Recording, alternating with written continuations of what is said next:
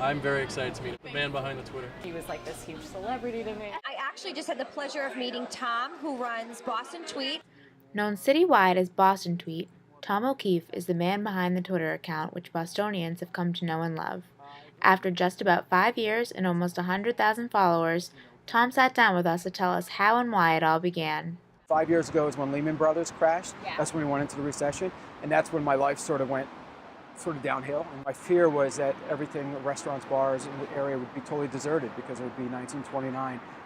So I was like, let's just get people thinking and starting about local business. And I was like, I have no money left. I can't build anything. So I was like, let's try this Twitter thing out, which at the time was still roughly 2 years old. Right, yeah. And no restaurants were on there. It was very new. Nothing like I do was on there. So I created BostonTweet, never thinking at the time that it would kind of become my name and personality. So Twitter's total focus is what's happening in the city for 20, 34-year-olds, singles, mostly on the green line, red line. I mean, that's where you are at BU, that's where Emerson is, Harvard. Most of the red line is into Cambridge. So what's of interest to them, what news is of interest to them, whether it's a subway one day or the Yaz statue yesterday, or whatever might be going on. Nothing family-friendly, kid-friendly, nothing in that. It's all single in the city sort of thing. One such place that Tom frequents is Eastern Standard in Kenmore Square. BostonTweet has always been a regular, I think even when I was a host. Laura Rose, BU alumnus and current Mater D at Eastern Standard, was able to give us some insight into Tom's outings. He will stroll in after attending some epic event that you wish you were at in the city. He's been here after major Red Sox games. He came in after the Justin Timberlake concert.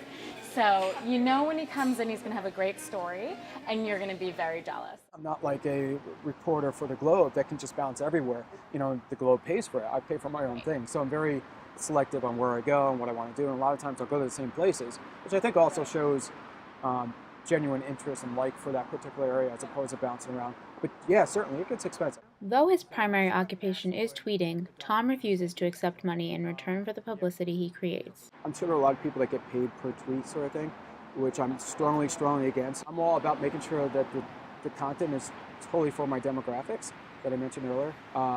So I'm really against getting paid for that. And then you lose some of your control. Like if I get paid by Anna's Taqueria, then I can't go to Bloco. I can't go to competitors. Right. So I like having the city totally open to me.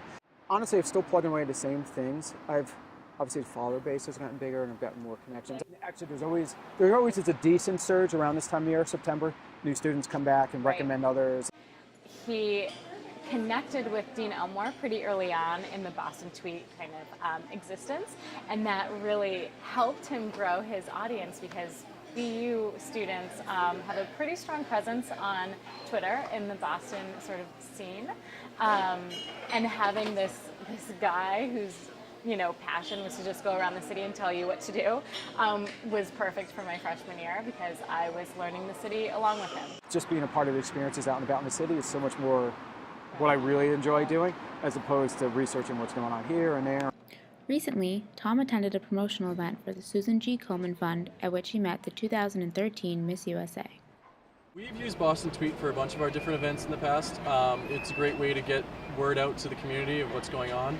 You can reach a lot of people just by sending him a message. He's such a great guy, and I'm really, really honored to meet him because I hear he's a huge promoter here in the city, and I think that's great. He's kind of his own self-promoter, but he's extremely personable.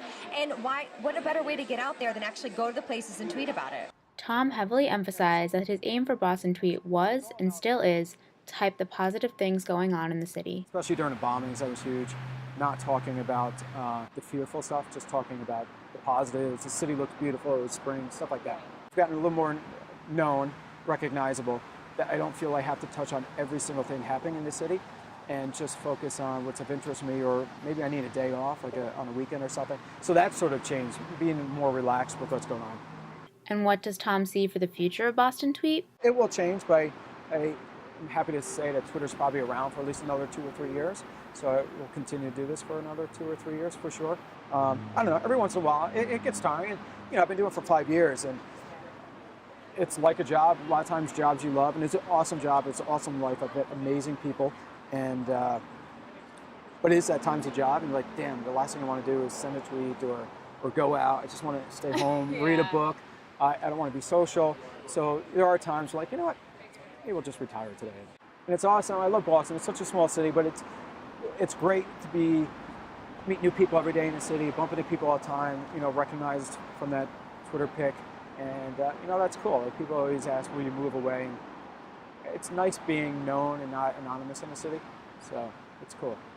What started with the difficult task of getting people out in their city during a tough recession has blossomed into a constant flow of the best things going on in Boston, and it's as simple as clicking follow.